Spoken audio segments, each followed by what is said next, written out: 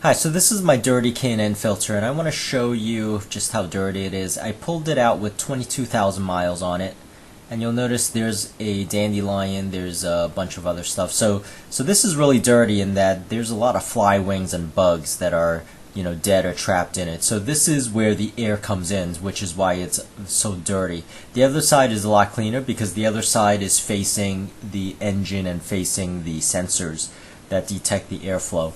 So you'll notice I'm just going around. I want to show you just how dirty it is. So I'm going to do a time-lapse video here of the end-to-end cleaning of this. And I am going to do a little bit different because I am not going to use the K&N cleaners. I am actually just going to use Tide and clothes detergent because after all that's cotton. So you'll notice this side is a lot cleaner because this side is the side that faces the engine, while this side is the other side is the side that actually faces the intake. So you'll notice here I'm merely using a toothbrush and some clothes washing, and I've gotten criticized a lot for this, for not using the K&N cleaner because the K&N cleaner breaks down the oil and all of that, but so does Tide, and I'll show you that it really makes no difference. The grease comes out fine with the clothes washing detergent that I am using, which is actually Tide in that bottle. So it does break down the grease. You'll notice I am just initially just getting all the bug wings out. So I want to get all the bug wings out before I put it into the bucket because it's actually pretty nasty when you have all the bugs and the bug wings floating in a bucket. So I filled the bucket with clothes washing detergent, and I am just gonna rinse it back and forth, and actually you'll see it's already a lot cleaner, and I am gonna go through a couple of times with this, 2-3 times until it's clean. And as you can see, all the dirt is already really gone from this. So this took me about 15 minutes to clean, and it probably won't take you as long. As you'll see, this side is already clean. And once again, I am going to repeat this a couple times. I just want to show you close up just how clean it is just by one round of cleaning here. And now I am going to go back and do a second round. You'll see I'm just sort of rinsing it just with water. Of course, you don't want to leave it in the bucket because the mesh is actually metal, and you don't want the metal to deteriorate by leaving it overnight or something like that. After all, it is sort of like really soft cotton, so you don't really want to damage the cotton or the metal mesh either.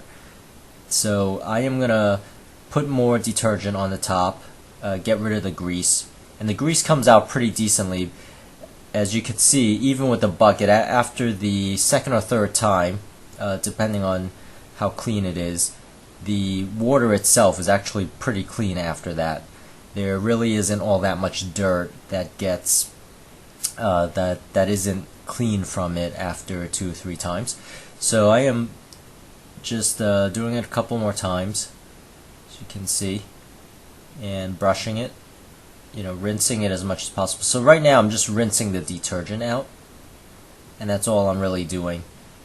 And I could have put more detergent, or I could have put it in there a little bit longer, so it depends on you when you're actually washing it and you've observed whether all the oil and grease and dirt has come out.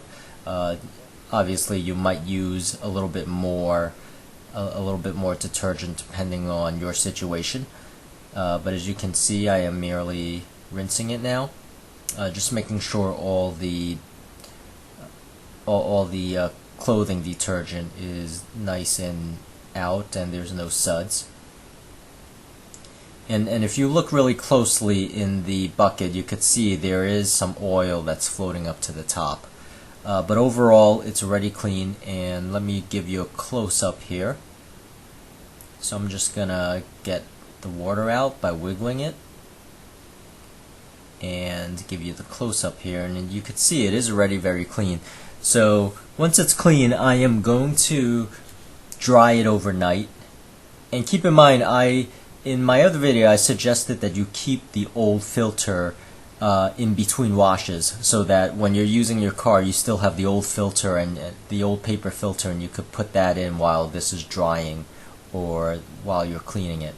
And I do let this dry overnight, so I've let it dry overnight, and now I'm just going to give a close-up of the mesh and how clean it is as compared to the before. You could see there's a little bit of white spots in the middle now because there is no cleaner. So I'm just going to spray the red oil, the red K&N oil on here, and you can see this is my K&N Air Filter oil, and I am just going to spray it in overlapping patterns.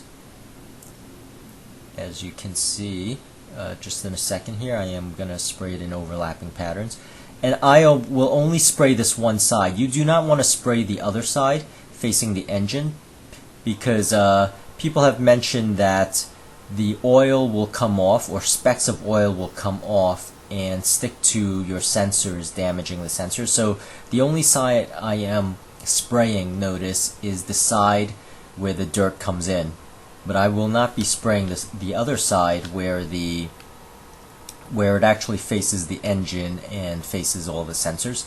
So keep that in mind. This is very important. Only spray the side where the dirt is, where the dirt comes in and where the dirt collects. So I am zooming in, and you could see the red spray and the oil that is sticking there. And I am just going to go up a little bit closer, but that's really it. I'm just going to let this dry overnight again, and then I'm going to put it back in my car. And as you can see, this is my K&N air filter.